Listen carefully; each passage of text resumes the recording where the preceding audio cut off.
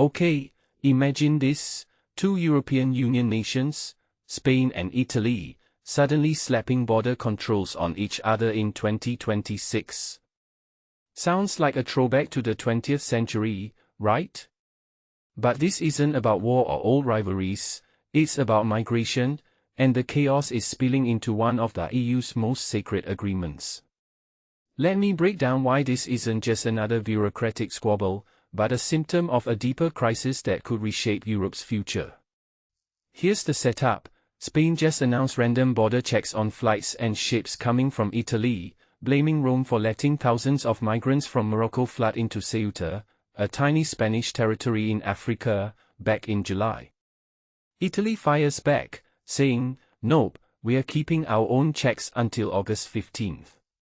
And suddenly, Europe's vaunted Schengen area, where borders are supposed to be obsolete, looks like a house of cards. Let's start with Ceuta. 72,000 people stormed the border in one day. That's not just a pressure spike, it's a full-blown emergency.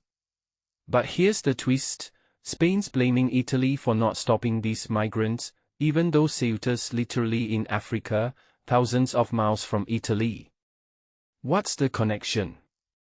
Well, Italy's been intercepting migrant boats in the Mediterranean, then sending some to Spain under EU relocation deals.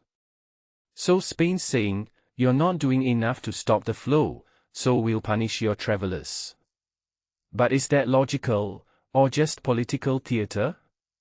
What many people don't realize is that this isn't just about migration, it's about power. Italy's refusal to back down. That's a middle finger to Spain's ultimatum. But dig deeper, Italy's new government has been flexing anti-EU muscle for years, and Spain's socialist leadership is desperate to look tough before elections. So this spat is less about borders and more about domestic politics. The migrants? They're pawns in a game where optics matter more than solutions. Now, let's talk about the Schengen zone. For 40 years, it's been the EU's crown jewel, no border checks between 26 countries. But here's the thing, Schengen always had loopholes. Countries like France and Germany reinstated checks during the 2015 migrant crisis. So why is this Spain-Italy fight different? Because it's the first time two wealthy Western EU members are weaponizing borders against each other. This isn't a temporary measure, it's a crack in the foundation. If Italy and Spain can't trust each other, what hope is there for EU solidarity? A detail I find fascinating is how this reflects Europe's broader identity crisis.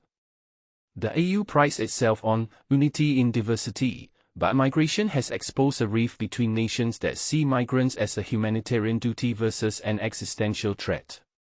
Spain's playing the victim here, but let's not forget, Ceuta and Melilla have been flashpoints for years, with Morocco often letting migrants serve as political leverage. So is Spain really angry at Italy, or is this a distraction from its own failed diplomacy with Rabat? What this really suggests is that the EU's migration policy is a dumpster fire. There's no continent-wide strategy, just a patchwork of knee-jerk reactions. Italy's building walls, Spain's playing whack-a-mole, and Germany's stuck in the middle. Until there's a fair system to distribute migrants across the bloc, countries will keep lashing out. And guess what?